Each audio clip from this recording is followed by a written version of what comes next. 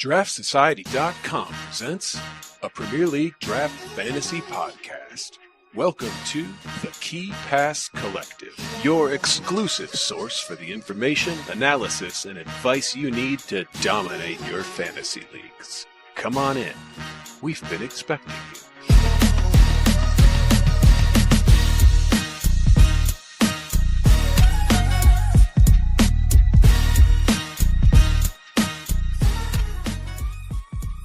What's up, draft heads? Welcome into the Key Pass Collective. We're the audio companion to the Draft Society website. If you've never been, check out the site. We've got everything you could possibly need to dominate this EPL draft fantasy football game. From our extensive draft kit, player rankings, and team previews over the summer, to our dependable weekly in-season content, including waiver wire articles, Sleepers 11, projected lineups, and extensive sortable stats. We've got the most comprehensive coverage of the draft game, hands down. And check out the Inner Circle, our subscriber-only section on the site. There, you'll find absolute gems like the set piece taker tracker, weekly rest of season rankings, projected player scores, and so much more. Plus, sign up for the season and you'll get the Fantasy Toolkit, our crown jewel, which links to your Fantrax ID and gives you bespoke information for your league, like waiver pickups, trade targets, a matchup projection between you and your opponent, and that's just the start. You'll have to check it out. And if you join the Inner Circle, don't forget to join the exclusive Discord where all the best minds in the EPL draft fantasy game come together to offer advice. It all starts at thedraftsociety.com. Check it out today. Without further ado, let's get to the show.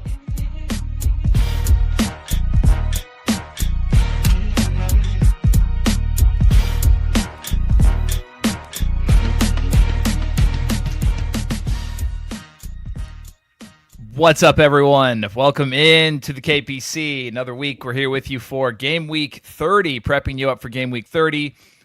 Sorry we missed last week. You know, those midweek games. It's just tough to figure out a time to record for those.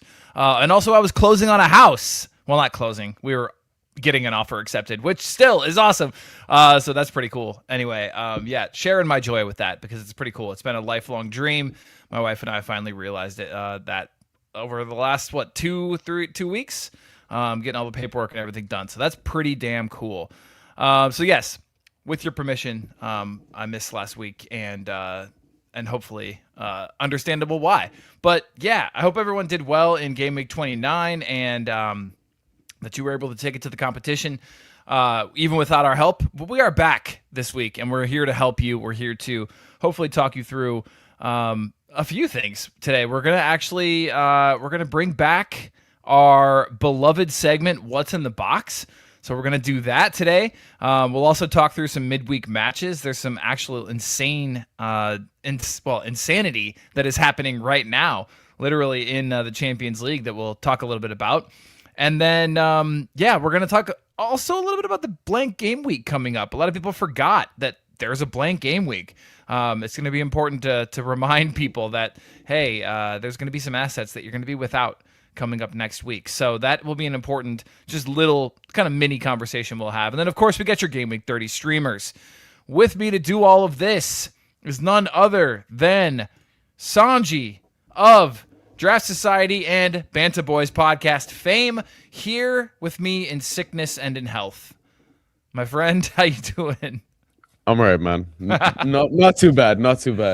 Just trying to get that last bit of content out before we go into the weekend because I am traveling tomorrow. So looking forward to that. Yeah. Where are we traveling this time? I'm going to Bologna. It's my first time in Italy. So all right. That's awesome, man. I loved Italy. It's gorgeous, absolutely gorgeous.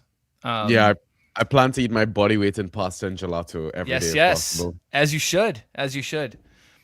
Yeah, my wife and I finally decided that our trip for this summer is the south of France. So we're gonna do Provence. We're gonna do the Côte d'Azur. So pretty excited about that too. I've never been to France. You're gonna love the food. Yeah. Well, I've only been to Paris, but yeah, I mean the south of France looks absolutely stunning. Definitely on my bucket list as well. Yeah, absolutely. Oh, that's great, man. I miss Italy. I miss Italy obviously for many reasons, but the food is at the tippy top. It's incredible. Absolutely amazing. Yeah. Quite looking And forward to it. you don't want to sound like one of those douchebags who, like, when you come back, you're like, oh, Italian food will never be the same again now that I've had it from the source, like just.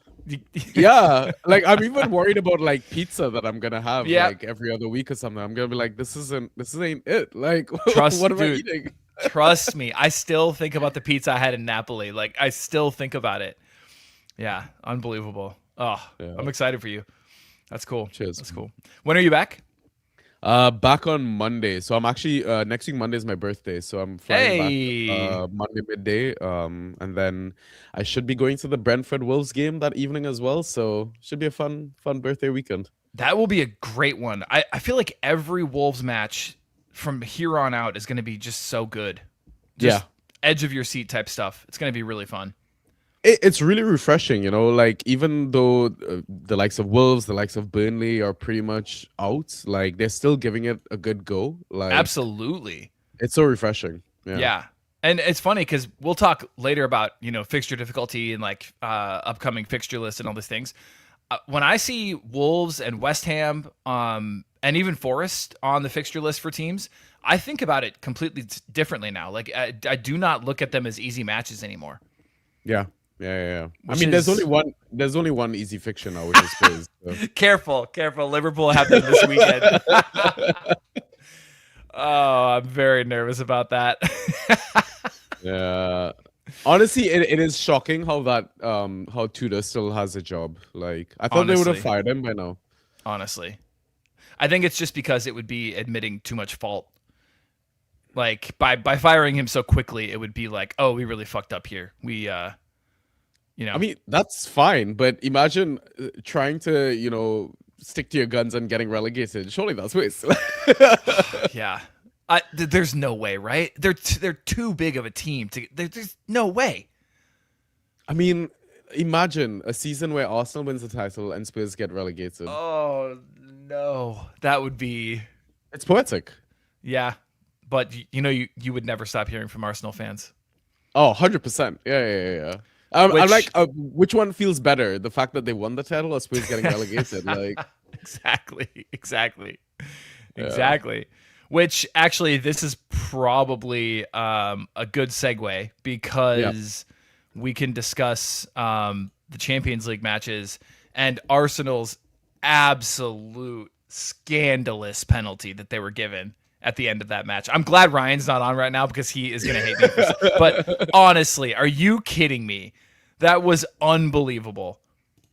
So I didn't see it or anything like that, but I did hear similar comments that it was quite soft. Yeah, quite soft.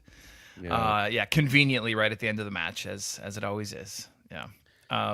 It's crazy, man. English teams are not having a good first leg of the round of 16. Definitely not. Man City struggling. Chelsea struggling. Yeah. I mean, Man City struggling is an understatement, of course, because they're down 3-0, and the second half just started. Yeah. Yeah, and if anyone hasn't seen that third goal for Real Madrid, Valverde's hat-trick goal, go look at it right now. It's filthy. Disgusting, man. Yeah, and I mean, Tottenham, of course, keep up their hijinks, if you want to call it that, with a 5-2 loss to Atleti. Just unbelievable, the capitulation there. They're so bad. Yeah, I mean, like, conceding 3 goals within 15 minutes and then subbing your goalkeeper is not a good look. Yeah. Yeah. Oh, man. Yeah, and I mean, at the end, at least I'm looking on SofaScore, it has Paulinho and Romero going off with injuries. Is that... I saw that. Do you know if are they serious or... No clue. Okay. But is it going to matter? Like, it's crazy. Like, Right. I think Romero is supposed to be back this game week. I know Van de Ven has gotten himself suspended as well. So, yeah, who knows what Tudor is going to do, man? Generally, Unbelievable. Like, shambolic. Yeah. Yeah, they just got Romero back too, and Yep. he was. I was actually going to suggest kind of picking him up because even when they get trounced as they often do. He still scores pretty well in fantasy, but now, not anymore. Like, I just assume he's gonna get a red card or something now. Well, like, yeah, I mean, yeah, he has the discipline of like a toddler. Yeah, that's insulting to toddlers. Well, but I agree. Yeah, this is true. This is true. Nothing to report on for the Liverpool game. I mean, just almost literally nothing. Like, I would say fans got the front three that they had been hoping for, in that Gakpo dropped out for Wirtz, but Wirtz had a really, really off match, and so did everyone else, turns out. Well, not really a whole lot you can take away from it. No injuries, I suppose.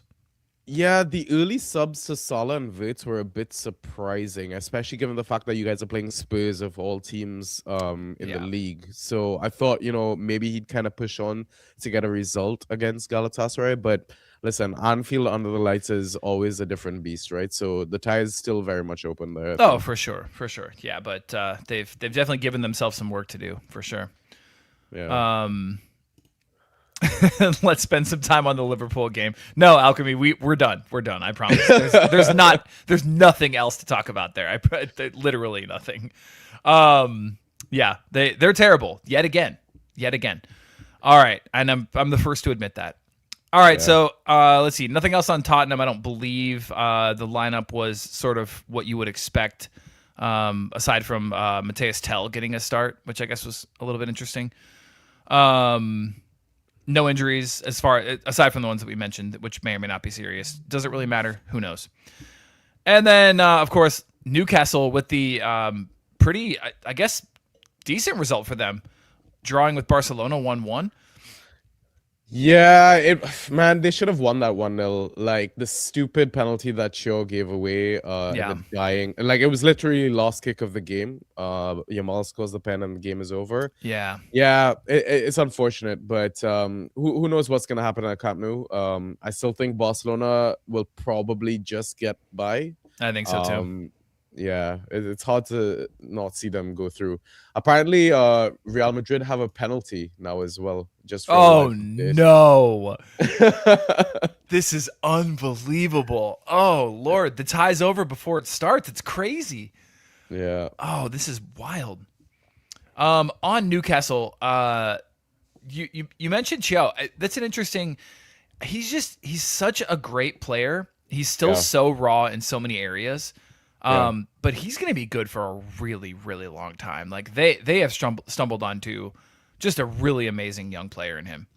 Yeah, agreed. And I think once Botman is up to speed and not getting injured as often as well, like they've got a good solid back four. I mean, assuming again Livramento stays fit, Lewis Hall stays fit. Yeah, really good stuff that Howe's doing out there at the moment. I mean, their attack, totally different discussion altogether. Yeah. Yeah. They're gonna have to figure out their recruiting. Like I don't know. Imagine how much different it could have been this year had they landed any of the targets that they were looking at. Yeah. It's unfortunate. Yep. All right. Arsenal, we kind of mentioned that. No injuries there. Nothing really to talk about. Aside from Kai Havertz scoring against his old team. In the aforementioned penalty that wasn't a penalty. And then let's see, Chelsea currently down 2-1 to PSG. As far as the lineups are concerned, pretty straightforward. I feel like any surprises there for you? No, not really. I think no surprise at all. The one thing I did want to kind of pick out is just I guess highlighting the fact that I feel like Gusto has been kind of thriving a little bit under the senior. Just the system that they play and everything like that. He's getting forward a lot, and I mean, we just equalized apparently. Enzo Fernandez just scored. Yeah, so a game on there at the moment. Pedro Neto assists. So, yeah, the thing is, like Liam's system, we're scoring goals, and I think even like again, we keep talking about João Pedro. Like under Liam, he's been pretty much the best striker in the league at the moment. I think you look at like the XG numbers and all that sort of stuff. But the problem is that we're conceding goals. That is essentially the problem, right? So even though we talk about Gusto maybe going forward, getting attack returns, it's not going to help if he's not ghosting well and not keeping clean sheets. Right. But yeah, because you're gonna be dependent on those attacking returns if you do start him. Yeah. Which he's been getting them, but that's not gonna happen. Not often enough to roster him permanently. Yeah. Right.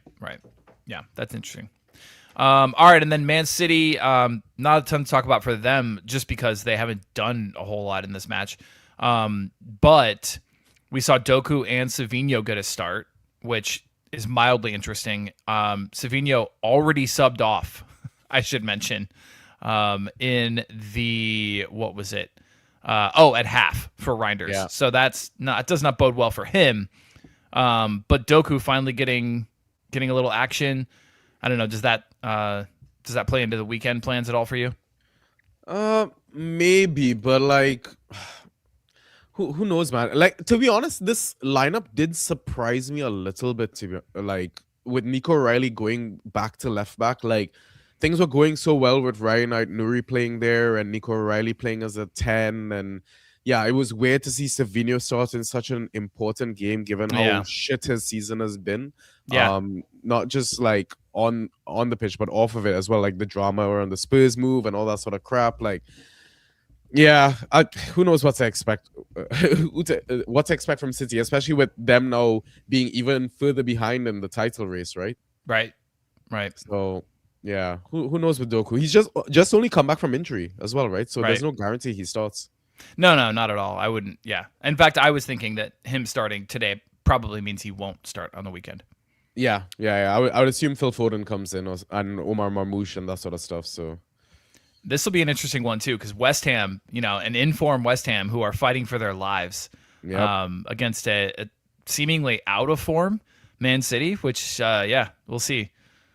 Stoppable force meets movable object. Yeah, and I mean, we saw it from Forest as well, right? The 2-2. Like, I think people might have just underestimated that Forest could have gotten a result. I mean, Haaland himself has also dropped off since Semenyo's kind of gone there, right? So yeah, definitely. All right.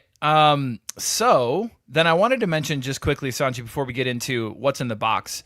Blank Game Week 31 reminder. So a lot of people, I think, maybe are going to gloss over the fact that we already had the Arsenal Wolves match several weeks ago at this point.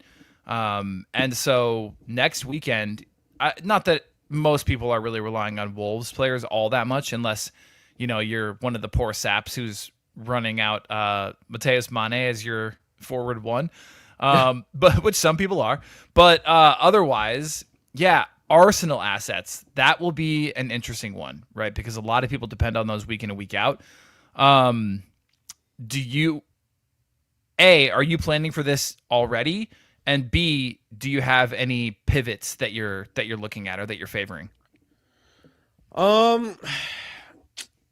I've not looked at it yet because I don't think I'm actually too heavily invested into Arsenal assets. Like, I think at most I maybe have Declan Rice in one team.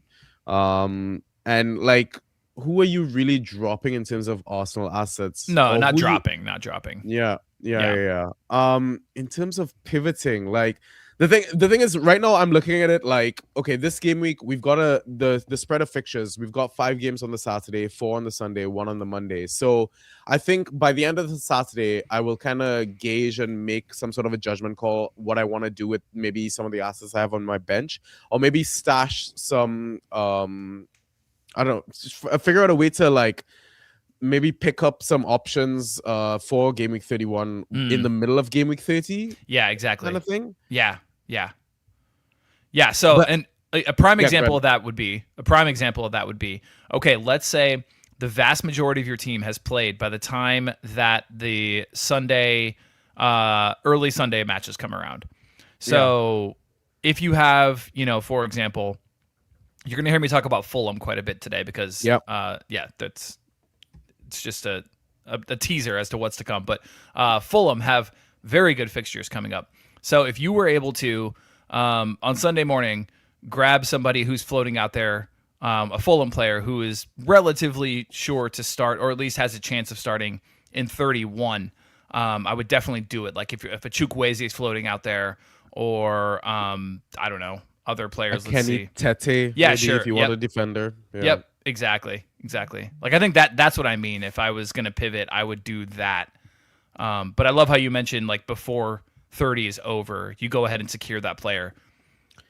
Yeah, especially like this time of the season, not a lot of managers have Fab to be the big bully in the waiver runs as well, right? So it almost feels like you're relying on luck if you wait that long. So yeah, if you can make moves now, like I mean, we were talking about it off air, Joe, about IGL running their waivers super early. So like right now, while we're recording, there's a chance you can actually just start planning for Gameweek 31 as we discuss strategies, right? Yeah, the players are out there and available. Go ahead and grab them. Yep. I did that with one of your streamers that you're about to mention later. So yeah. There you go. Definitely did that about an hour ago. All right, cool. Anything else on match day 31? It's just that one game, so it's not really a blank, to be honest. It's just Arsenal. Yeah, well, I mean, it's a City Crystal Palace is the other fixture that is blanking as well, right? So it's true. It's postponed. Playing. Yeah. So I mean, City assets blanking is probably gonna hurt a few teams like your Holland owners, etc. It would be a nice discussion of, you know, at most who would we be comfortable dropping just to get that win, because now we're at the business end of the season. I feel like every game week is so critical. Like, for example, like my IGL league, like I'm 3 points behind first place and second place. I need to win every single game week possible. So I might need to make a tough call, be it like dropping a Nico O'Reilly or something like that. Okay, this is fun. Hold on. Are there any Wolves? By the way, I totally forgot about that Man City game because it's still listed here. It just says postponed next to it. Exactly. And I was like, shit. Okay, good. I'm glad you said something. Okay. Are there any Wolves players that you would not drop if you needed the spot? Oh, maybe just Hugo Bueno. That's the only one I can think of, really. Okay.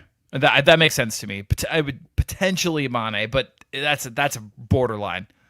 Yeah, Mane, I think I would drop just because, like, now with the most recent game, not the fact that he only scored 0.5 points, was the fact that he got subbed after 69 minutes. And he seems to have been one of the most nailed options of the Rob Edwards, first name on the team sheet sort of guy. But if you're not playing the full game, screw it. Like, yeah, easy drop for me. He's had a poor run too. Three of his last 4 have been under 3 points.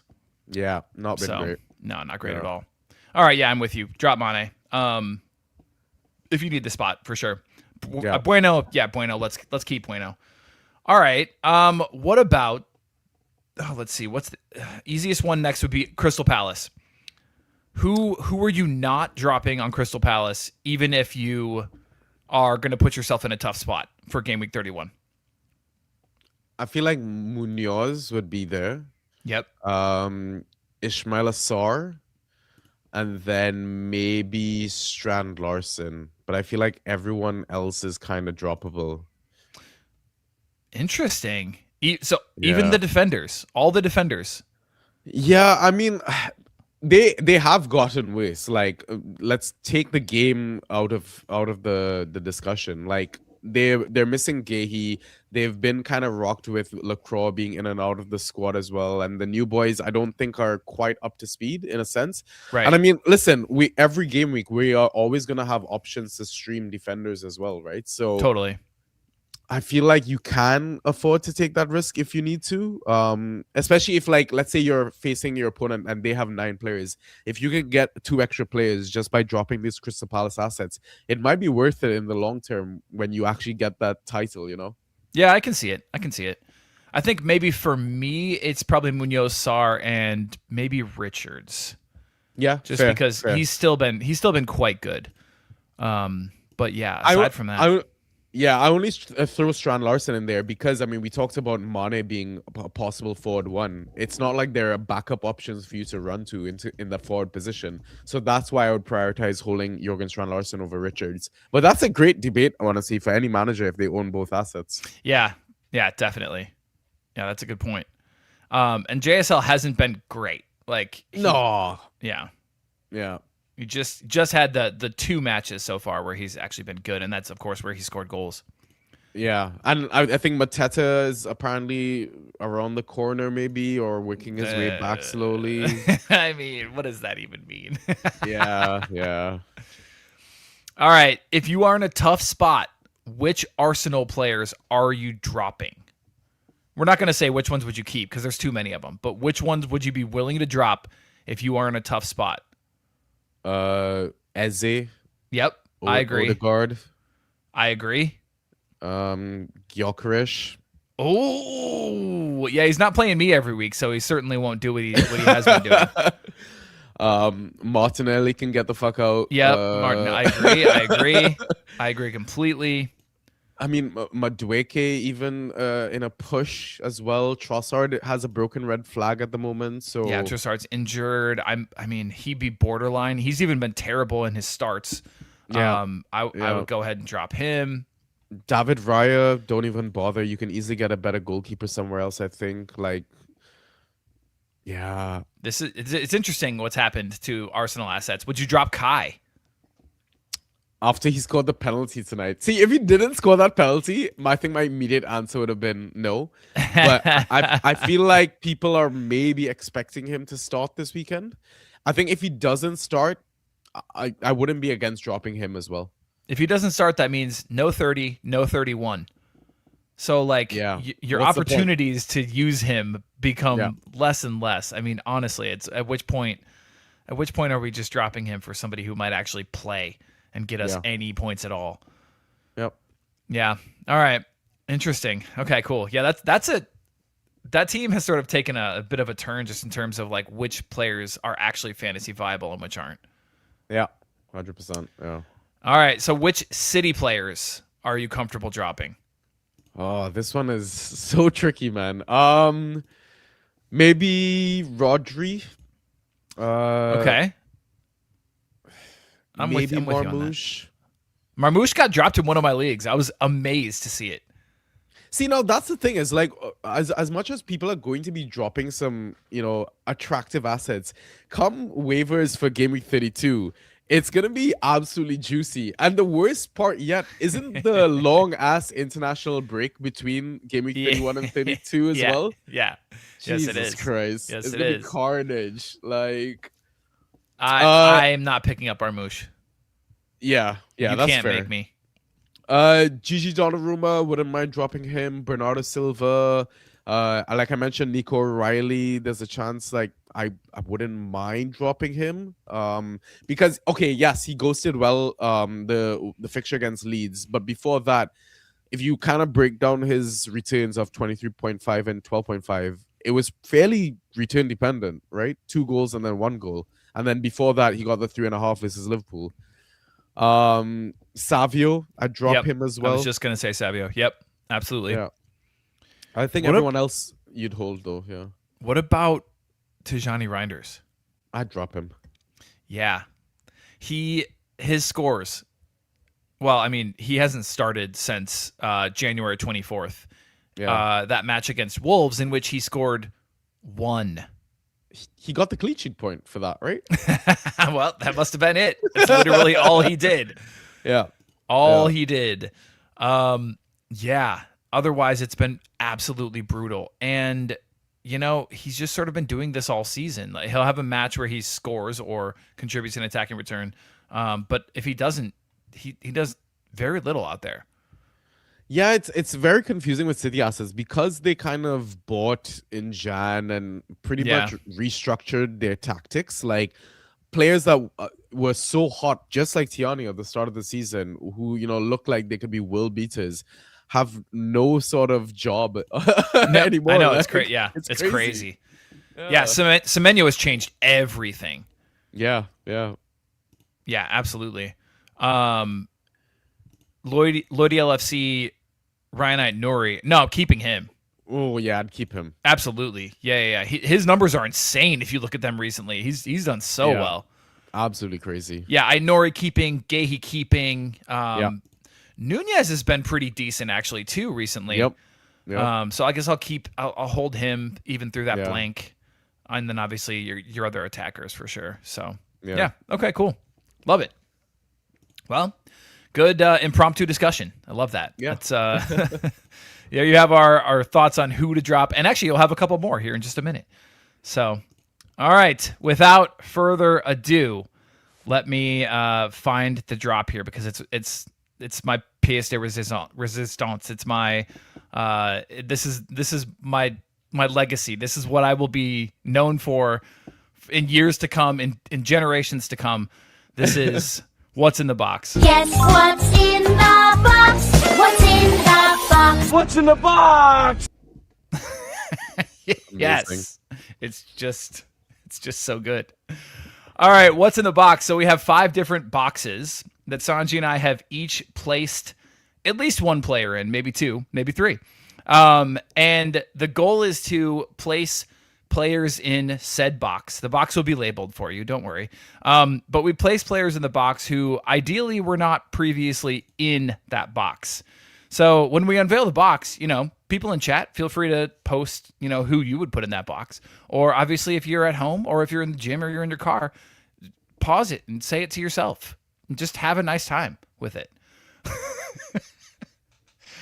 Anyway, all right, let's do this. Sanjy, first box. This is a classic. We do this one every single time. DROP ASAP. Drop as soon as possible. So, which players are in this box that we kind of have to come to terms with the fact that, look, it's time. It's time to move on. So, Sanjy, you have Chalobah and Zubamendi. Yeah, so Chalobah's 87% rostered. Why? That's insane to me. It's absolutely crazy.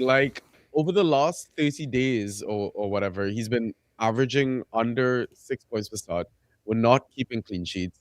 I don't think he's scored a double or gotten a double-digit score since mid-Jan. And that's when we kept clean sheets. And that was only 12 points. So what the hell are people holding on to him for?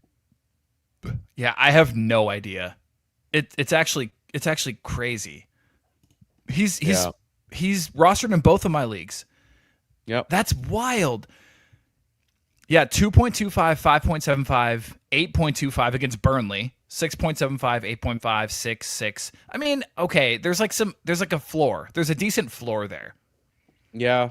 Yeah, but still, I feel like you'd probably have more joy streaming game week to game week, just fixtures. We always have suggestions every stream, and I feel like you're gonna do better going with one of those than with Chalobah. Absolutely. Yeah, and you all have Newcastle, Everton away, and City and United coming up. So yeah. I don't see many clean sheets in the future. Yeah, at all. Like I said, just the way Liam's running, okay, we just conceded our third to PSG. So we're not keeping clean sheets, guys. Go elsewhere. Oh man, I didn't even see that. Really? Yeah. Oh wow. Wait, what happened with the penalty? I think who's Vinicius? Vinny? He missed it? Yeah, I think Vinny missed it or something. He did. He missed the. Yeah. Oh wow. Yeah. Interesting. Yeah. Semenyo and Silva came off for Cherki and Aït-Nouri. Or no, wait, is it the opposite way? Yeah, Cherki and Aït-Nouri came on for Silva and Semenyo. Yeah, sorry. Yeah. All right, interesting. Okay. Yeah, I like that. Okay, so Chalobah, that's a good one. There's plenty of defensive streamers. Great point. Zubamendi. Yeah, I mean, Zubamendi's scores have kind of dropped off in recent game weeks, man. You look at his scores, and they don't include yellow cards either, which is, you try to look for, some sort of hope in the scores, but 5.5, 3, 2.25, 6.5, 1, what is the point? No, yeah. I mean, that's a defensive mid numbers that you can get from any streamer on any team. And he's 94% rostered. I can't believe this. That's crazy. Yeah. He's to be honest with you, when I saw you put that on here, I was like, "Oh, people roster him?" Yeah. I was kind of surprised, I guess. He had a bit of a purple patch at one point where he was chipping in with regular returns, getting some key passes here and there. But yeah, I think once that ship sailed, yeah, I think honestly it's an immediate drop. And yeah, shout out to Chickens, man. We were in the Tate Modern Museum walking around together, and we were chatting Fantrax assets. And he convinced me. He was like, "Why are you still holding on to Chalaba? He's been shit all season pretty much, other than the first couple of months. Drop him." And I was like, this "You know is what? You're right." unbelievable. I love this fucking community, dude. Oh man. Oh, that's so good. That's so good. One of my regrets about coming to England is not staying for longer, and also not being able to meet Ben Chickens. Yeah. Bummer. And all of you other lovely folks who want to hang out at some point and grab a pint, let's do it. All right, mine for this one, Sanjy. drop ASAP. I have Conor Gallagher, which is unfortunate because I got him in both leagues. Yeah. One for 0 and one for I think 2 or 3 fab. So it's time. It started out promising. It started out 8, 7.5, 15.25, 9. Ever since then, it's just the train has come off the tracks.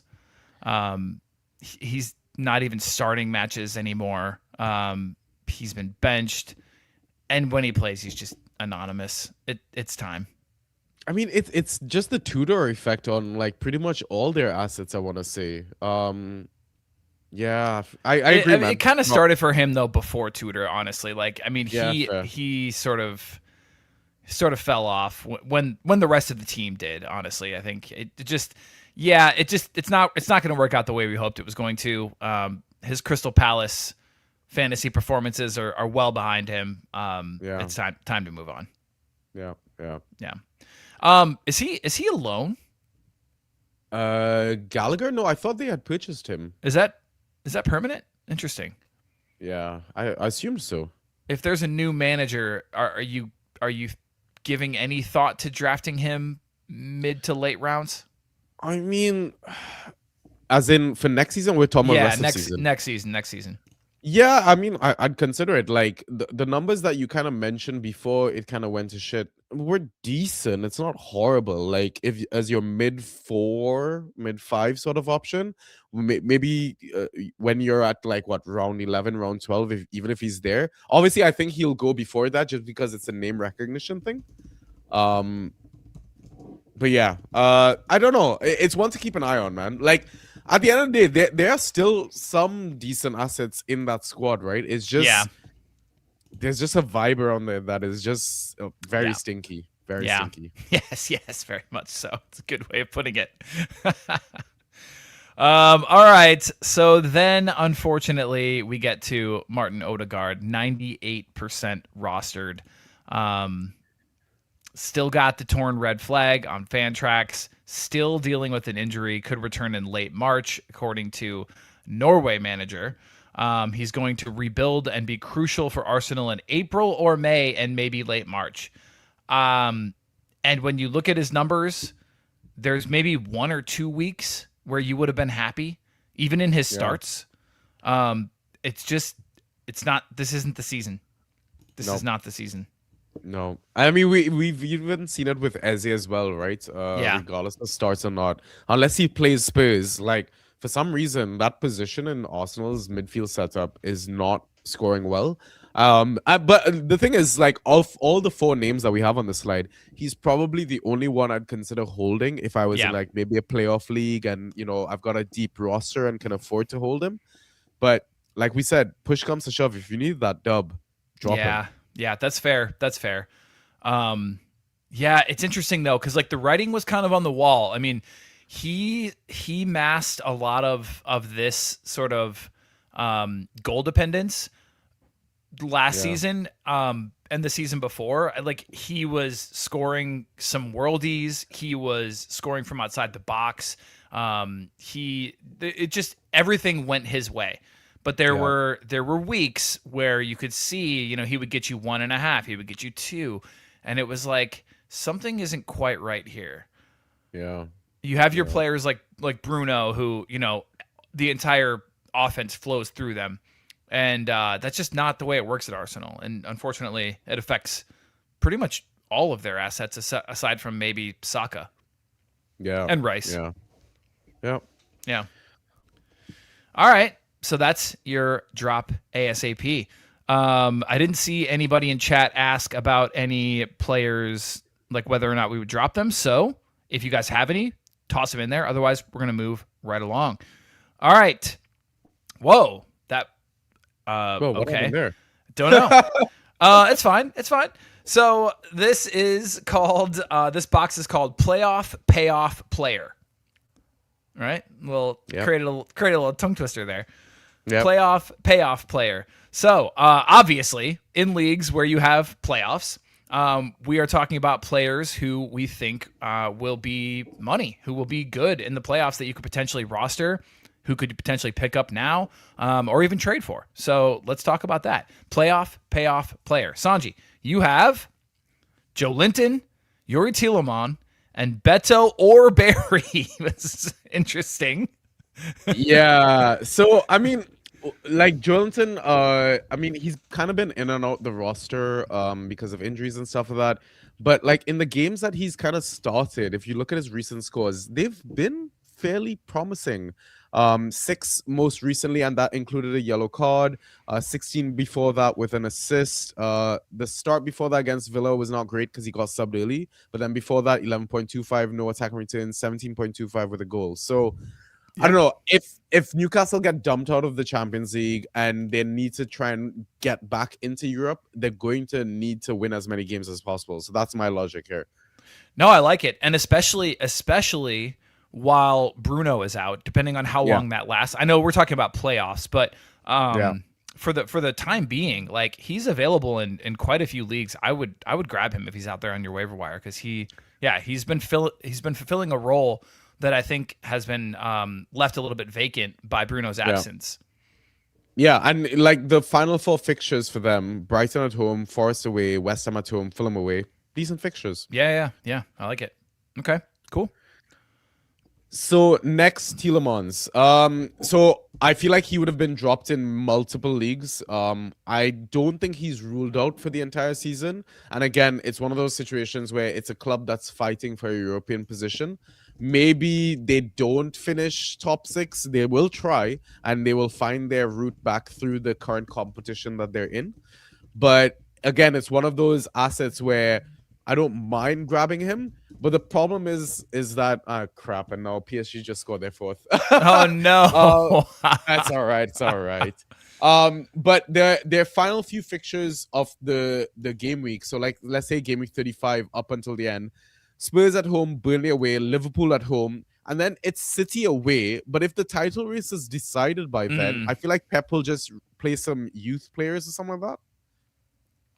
He might. Yeah. So it could be a potentially easier fixture. So that's my thoughts. And when he returned from injury, he was decent. Yeah. Right? Yeah, he was. He had a really rough spell earlier in the season, and he was actually starting. But yeah, when he returned from injury here just recently, he was he had 4 of 6. 4 of his last 6 were like 13 or better. Yeah. So that's, you'll take that. Yeah, exactly. Villa as a whole have been brutal recently. I mean, Villa in general are just crap for fantasy points, right? Yeah, true. Yeah. And then finally, my Beto Barry cuff.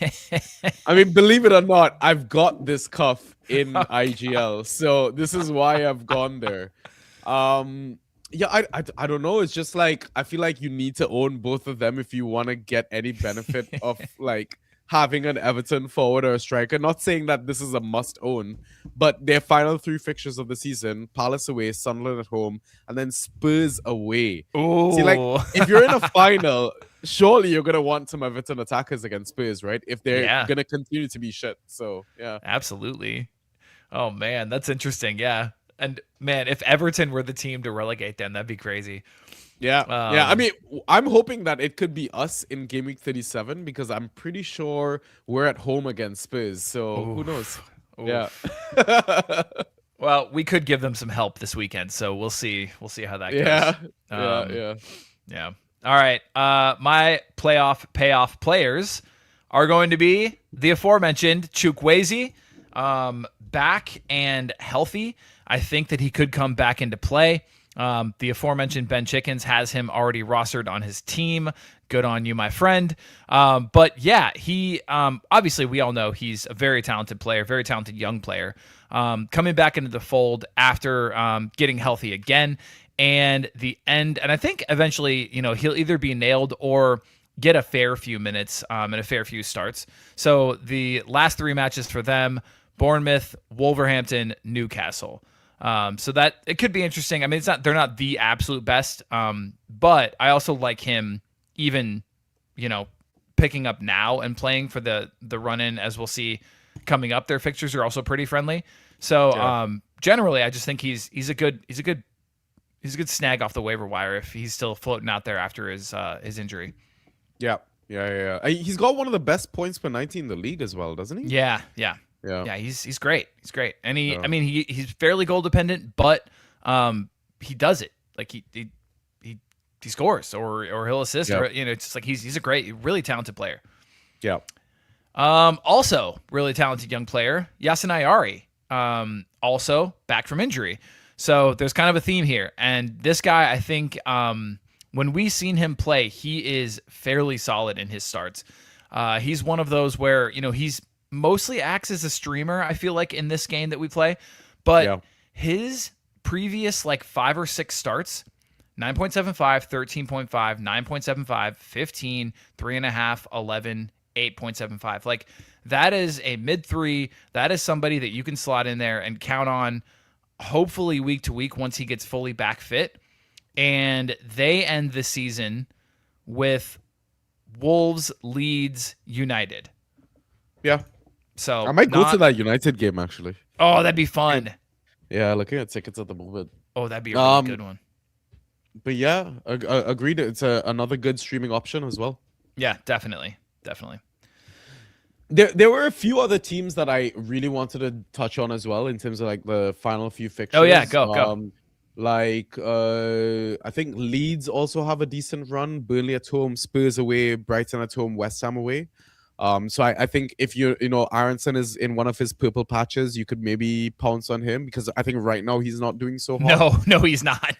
Yeah. And then maybe Wolves, if somebody emerges out there, maybe Made hits form again, because it's Sunderland at home, Brighton away, Fulham at home, Burnley away. So just a couple of other juicy runs for you. So yeah, I love it. As far as the last 3 game weeks, the fixture difficulty tracker that is in the fantasy toolkit, currently the top teams at forward would be Fulham, Nottingham Forest, Brighton, Wolves, Leeds.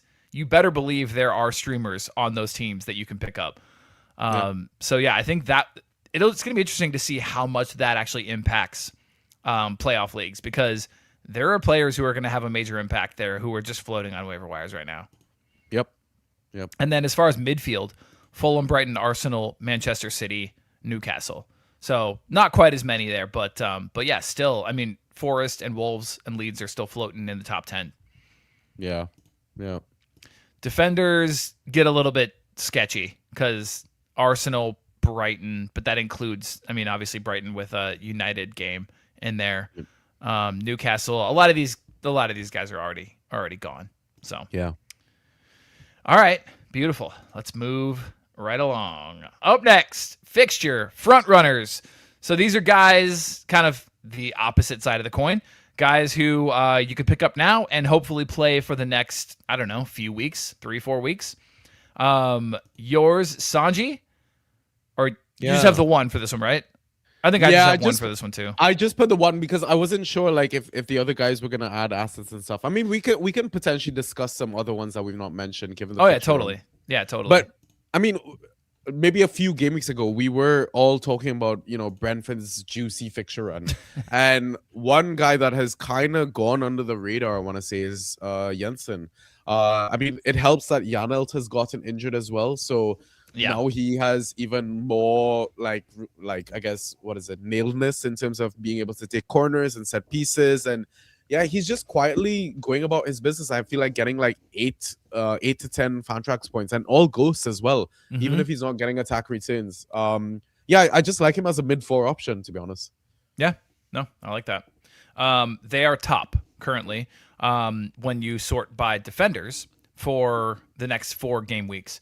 As far as midfielders are concerned, still top. Yeah. So yeah. So like even a Christopher a year as well, because both I think Hickey and Rico Henry are injured. I'm assuming he's gonna take that fullback spot. Right. Yep. Absolutely. And we may mention him in just a little while. So yep. Little foreshadowing. All right. I have Diego Gomez and, of course, Sepp Vandenberg, who still is not as highly rostered as he should be. Yeah. People need to go and pick him up. This is insanity. Look at his scores. They're ridiculous.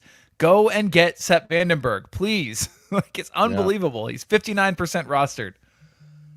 So anyway, just in case he's there, just in case he's floating around in your league, go get him. You got to do it. And then as far as those fixtures are concerned, when you sort by midfielder, Brighton have a pretty decent upcoming run in terms of the next 3. Well, no, the next 4: Sunderland, Liverpool, Burnley, Tottenham.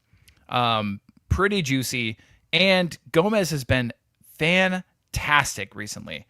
That being said, he will be hot or cold. Like, he definitely will be hot or cold.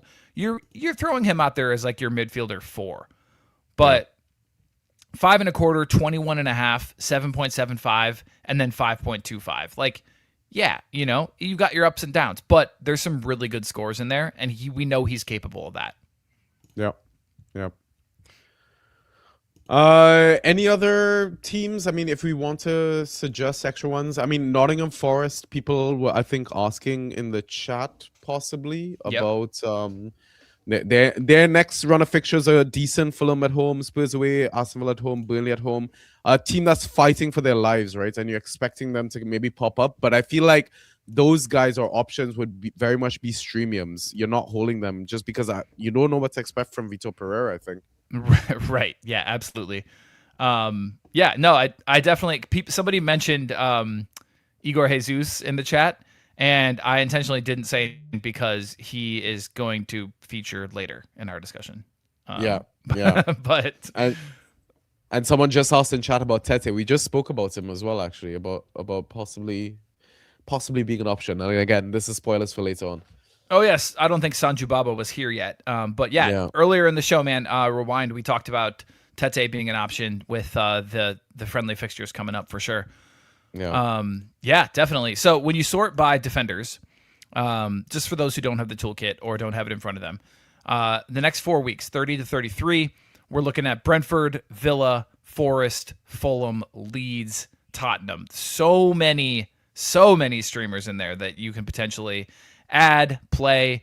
Yeah, I think that it's going to be a gold mine as far as those are concerned. Yeah. But you got to pick and choose, right? I'm not playing any Villa defenders against United this weekend. Like, away. I'm not playing any Villa defenders ever. Like, they've been so bad. Like, they're usually just so clean sheet dependent. Yeah, I know. And they have West Ham and then Forest, which, as I've already mentioned, I don't consider those easy matches anymore. Yeah, exactly. And then Sunderland at home. Yeah, that's an interesting one. I think that's one of those cases where a fixture difficulty tracker can actually, the algorithms that help us to kind of create the FTT, a lot of it depends on historical scores. Well, so much of that can change just based on how a team's playing, the form that they're in, and what's on the line. Like, what are the stakes? Yep. So, yeah, I think that's why I would much rather, if I'm going to play, let's see, somebody like, I don't know, like a Leeds defender against Palace, Brentford, Wolves, or, Brentford player against Wolves, Leeds, Everton, Fulham. Yeah. But yeah. Let's see. Midfielders. Upcoming fixtures. Brentford, Forest, Burnley, Palace, Leeds, Arsenal. And Fulham, sorry. Top 7. Yeah. So there, I mean, definitely some in there for sure. I'm trying to think. Burnley is an interesting lot because I mean, there's only one guy I care about from Burnley, and we all know who it is. Yeah. But have you actually been playing him? Tell me you haven't. No, I haven't had the opportunity to do so because The I think when he opportunity. started, my opponents have been grabbing him. So yeah. Okay. Yeah, I think Forest. I mean, there's definitely some streamers on Forest too. With the way they've been playing recently, I think. I think people have been picking up guys like Hudson-Odoi has been dropped in a lot of leagues, and then Hutchinson can be a streamer, although we know he's capable of a stinker too. Yeah. I mean, chat is mentioning Igor Jesus a couple of times. The thing is, he might be an option, and he got an assist in their recent game, but every time I've relied on him, he's just screwed me over. And it's just like, to me, I just can't go back there. I get it. I totally get it. He's got 2 assists in the last 2 matches, 11.5 and 12.75. Before that, in his starts, you're looking at 0.5, 4, 3.25, and then 16.5. Guess what? He had a goal. So, I mean, yeah he is what we know he is. Like, he's a goal-dependent forward who doesn't do a whole lot else. So play the fixtures, and sure, go for it. But we've talked about bust rate, and that's one of those things you need to think about is what is the bust rate of the forward that you're about to play, and would you be better off just going with a defender who's even going to get you like 6 or 7? Yeah. Yeah, I don't know. All right, nice. Okay, next one. Rest of season, number 1 overall. Rest of season, number 1 overall. Before we get into this, Sanjy, was there any doubt in your mind about the player you were about to say? 100% no. There was not? Okay, interesting. No. Yeah. There wasn't in mine either, except for a very slight hesitation. But first, let's talk through yours. You have Bruno Fernandes. Yeah. I mean, it's obvious.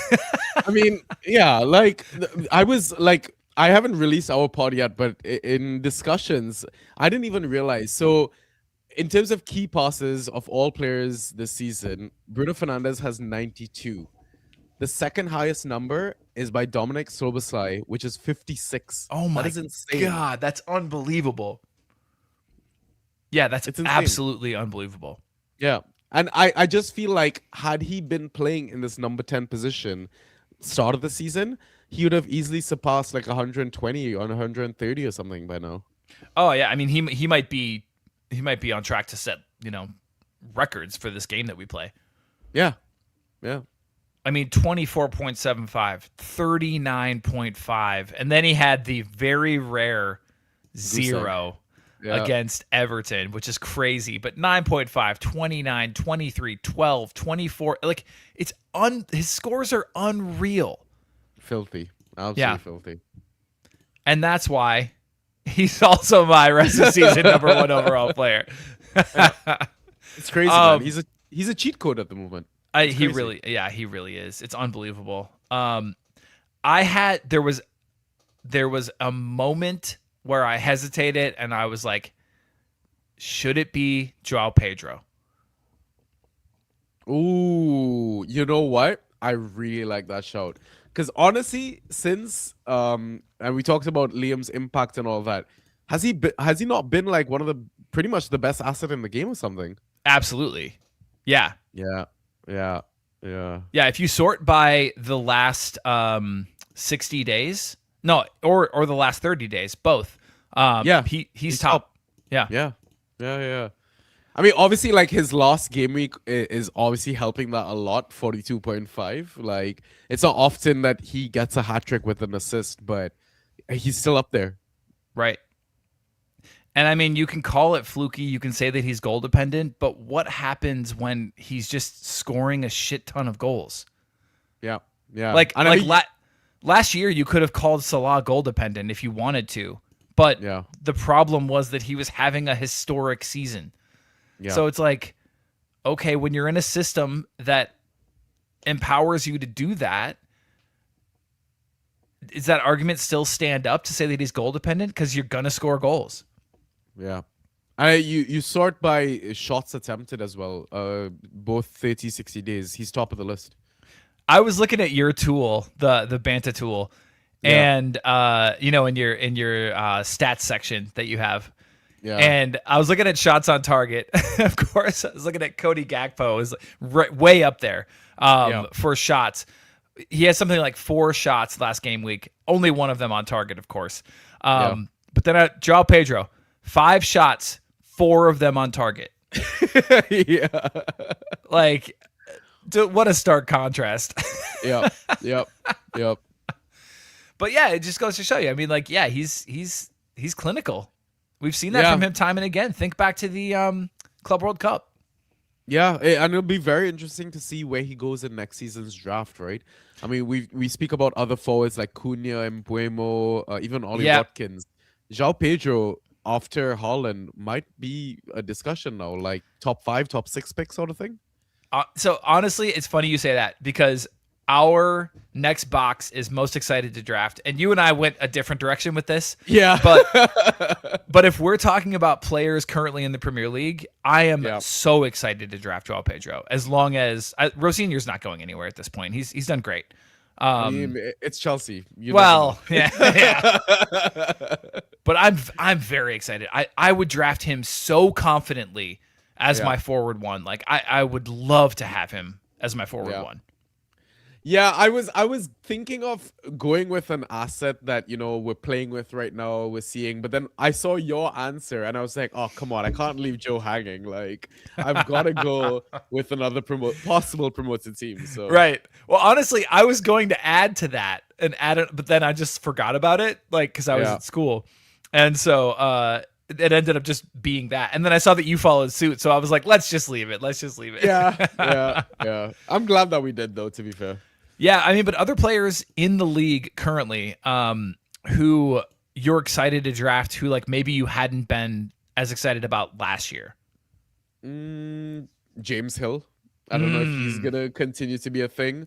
Anton Stark, if Leeds actually survive. Who else? Maybe Bruno G. But like the thing is, I did believe in Bruno G. But now that everyone's gotten a glimpse, I don't know if they're gonna go back there, like with the injury and all that.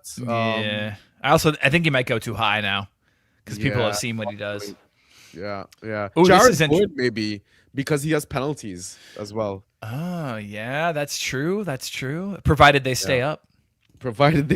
Yeah, which is crazy. I mean, if not, he'll go somewhere for sure. Yeah. God, that's gonna be crazy. Him on another team if that happens. Yeah. I mean, he's up there with West Ham greats. It's crazy. Yeah. Real quickly, before we move on from our conversation we were just having with João Pedro, I am choppy. Interesting question. How high would you go to trade in João Pedro? Would you sell Semenyo to bring in Pedro? Yeah, I do 1 for 1 that. Yeah. I think I would. Like Semenyo's, even though he's been like continued to be consistent with his attack and returns, you take away those goals, the scores aren't fantastic. I don't know, like 16.5 with a goal, 16.75 with a goal, 17.5 with a goal, 13 with a goal, 16.25. And I just feel like maybe João gets just under 10 without a goal, and you're looking at closer to 20 with a goal. Yeah. And I think João Pedro is going to score more, honestly. Yeah. I just think he's going to be more involved. Yeah. Partially because they need him more. Yep.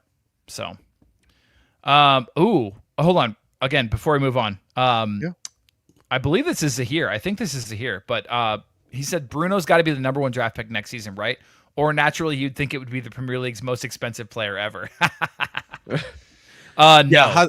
Has to be Bruno, without a doubt. It certainly will not be Alexander Isak, if that's who you're referring to. You could not catch me drafting him next year. There's no chance. Yeah. There's no chance. And I imagine I'll write a bunch of articles preseason about how I want nothing to do with Alexander Isak next year. Yeah. But anyway. All right. Let's see. Moving along. Okay. Most excited to draft. Like I said, we took this in a different direction. You kind of have already alluded to the fact that it's not current Premier League players. So tell us about Hayden Hackney. So, I mean, I did some very basic research coming into this stream, but at the moment, for me, one of the categories that I love looking at when looking at new gems and new additions to the league is key passes. And right now, he's got the highest number of key passes, I believe, in the championship, which is 80.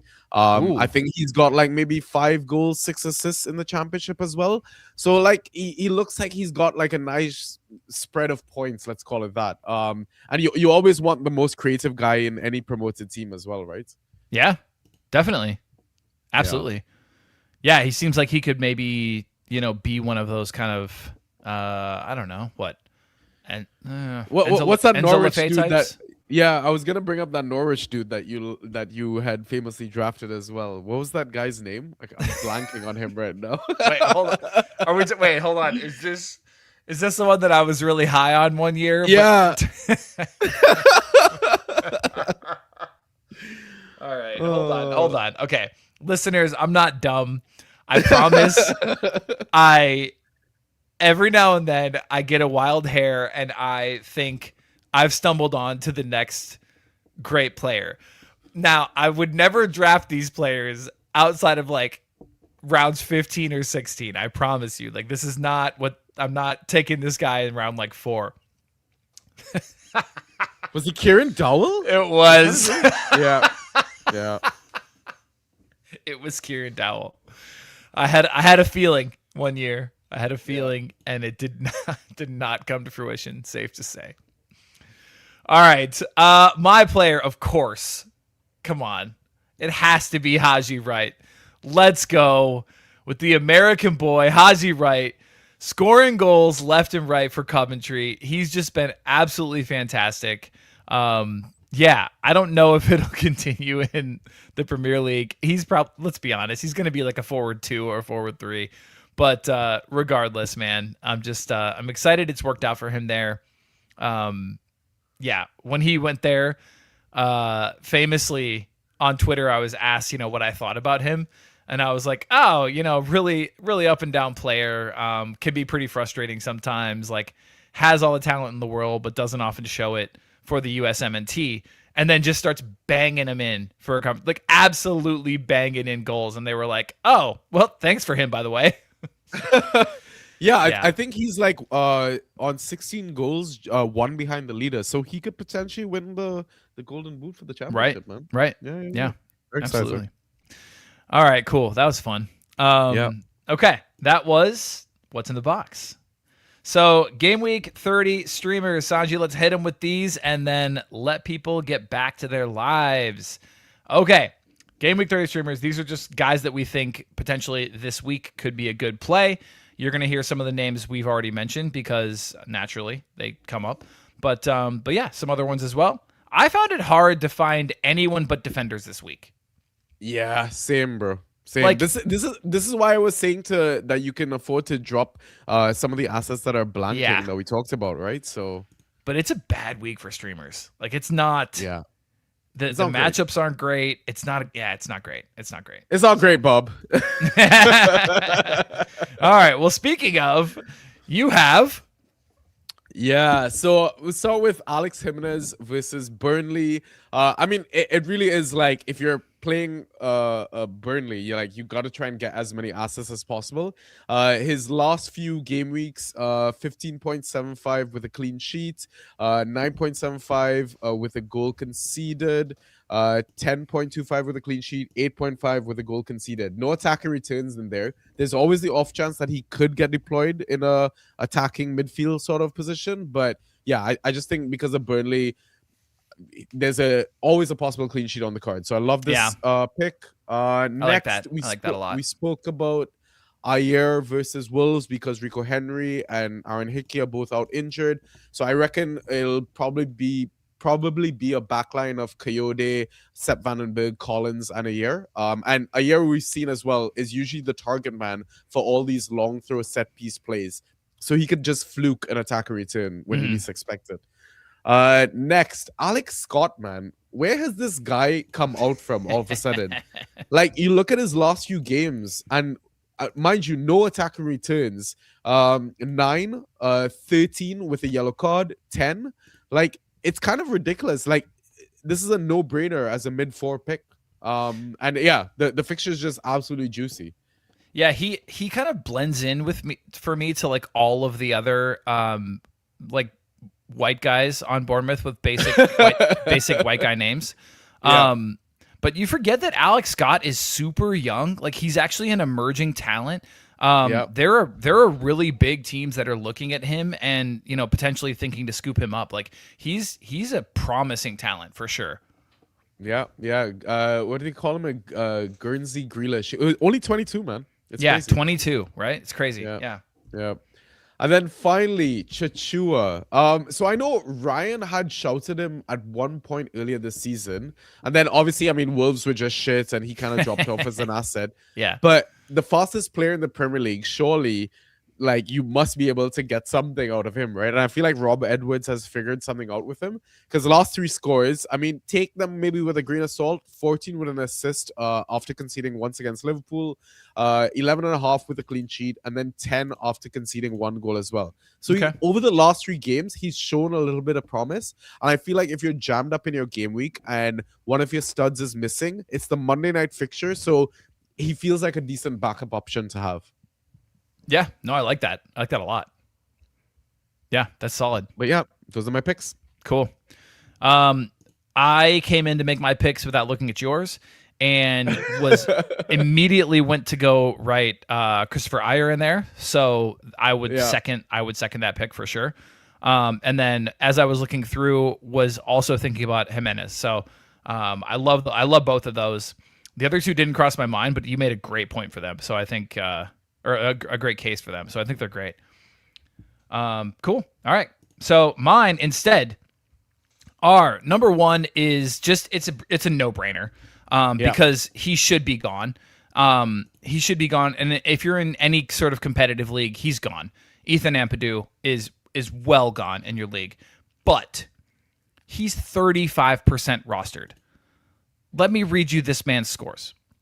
11.5, 9.5, 16.25. None of those are with a clean sheet or an attacking return. Like, what are we talking about here? Yeah, you absolutely take it back. There was a fantasy assist in there. The 16. Yeah. It doesn't matter. This guy is manufacturing points. Yep. I mean, spoiler, he's in my sleepers article, so I'm fully on this Ampadu train as well. Beautiful. Okay, beautiful. Then we get into, I mean, you were in the document first. Then we get into a little sketchier territory. But honestly, JD Campbell hasn't been that bad. He's only 3% rostered. He's been 6 or better the last 3 weeks. And in all of his starts, aside from the 3-1 loss to Chelsea, he's been 6 or better with 2 10+ points games in 4 of the last 5. So honestly, you could do a lot worse than JD Campbell against Leeds. And most importantly, it is not at Ellen Road. So that is obviously very important when you are playing against Leeds. So yeah, JD Campbell could be pretty solid. But also Ampadu on the other side of the ball could also be very good. And just make sure he's not rostered in or that he is rostered in your league, because if he's not, you should do it. All right, this one is maybe a bit of a stretch, maybe, but this guy can have a lot of bust games, but he can also have a lot of pretty decent games. We all know Sunderland have not been at their best recently, and they just lost their starting goalkeeper. So, yes, this is away, but if you find yourself in a really tough spot, Ferdi Kadiolu could be decent. He's got a couple decent starts recently, and then a couple pretty disappointing ones. One of the notable ones, 0.25, was against Arsenal. So we'll give him a pass there. Otherwise, he can be a pretty creative player, and I think that he's lively when he plays. But yes, there's a chance that he could bust you for sure. Yeah, yeah. And like, I mean, he got what 14.75 in the reverse fixture. That's one thing I also like to look at. Is the split scores when we get to the halfway mark, just to see. Sometimes players just like playing against particular clubs. So yeah, I like the 30 shot. He's got upside with him. Yeah, for sure. That's what I mean. Yeah, upside for sure. But also downside. Yeah. So there is that. Speaking of downside, we've already mentioned Igor Jesus and the bust that he potentially could also bring your team. I mean, this is the reason why he's my last option here. Yes, it's against Fulham. They do concede goals, certainly. So I don't dislike him as an option, especially if you need a forward. But also, when I'm looking at bust percentages and when I'm looking at other areas of the pitch, midfield and defense, where I could get a player who will give me a floor, I'm probably going there instead of Igor. Yeah, and I mean, Forest are fighting for their lives, right? So yeah, he's definitely got something to play for. He needs goals, assists, like Forest do in general. So yeah, I get the logic of the pick as well. I would much rather, obviously, Callum Hudson-Odoi. Yeah. Would you rather start Hutchinson over Igor? Yeah, 100%. Yeah, me too. Are there other streamers on? What about Sangare? I think I'd rather go a defender than Sangare, I think. Okay. So he's got 6.75, 7.75, 5.5. Like he's around there, but remember he had those couple of weeks where he scored like 30 and people were like, "Oh, is this the next fantasy asset? Should we add him?" No, you should not. No. All right. Would you mess with any of the Nottingham Forest defenders? No, probably defender from a different team altogether. Okay. Yeah. I mean, like we've seen Nico Williams and Ola Aina can get ghost points, but I just feel like they've kind of dropped off under Vitor for some reason, or been inconsistent at least. So yeah, for sure. All right, beautiful. Well, that about does it. Okay. Yeah. Anything else to add? No, I'm gonna go make myself a ginger tea and try to get some rest. Yes. feel better, my friend, and thank you, buddy. More importantly, have such an amazing trip. Thank you, buddy. And good luck with the house with the house purchase, man. Oh, what thanks. Big news, man. Now it's just packing and getting ready. We close on the worst part. Yeah, exactly. We close on April 2nd, so that'll be okay. Yeah, that'll be the lovely date. Stuff, man. All right, Omar has already done it for you. Sorry, Sanjy. No, we'll still let you do it. All right, listeners, you guys are the best. We'll talk to you soon. Love y'all, community. God, you're incredible. We couldn't do it without you. You're amazing. All the stories of people hanging out with just members of the draft community, meeting up in random cities. God, it's so cool. Speaking of, if anybody's in Italy, hit up Sanjy. Get together, hang out. Have yourself an Aperol Spritz. All right, we love you all. We'll talk to you soon. Cheers.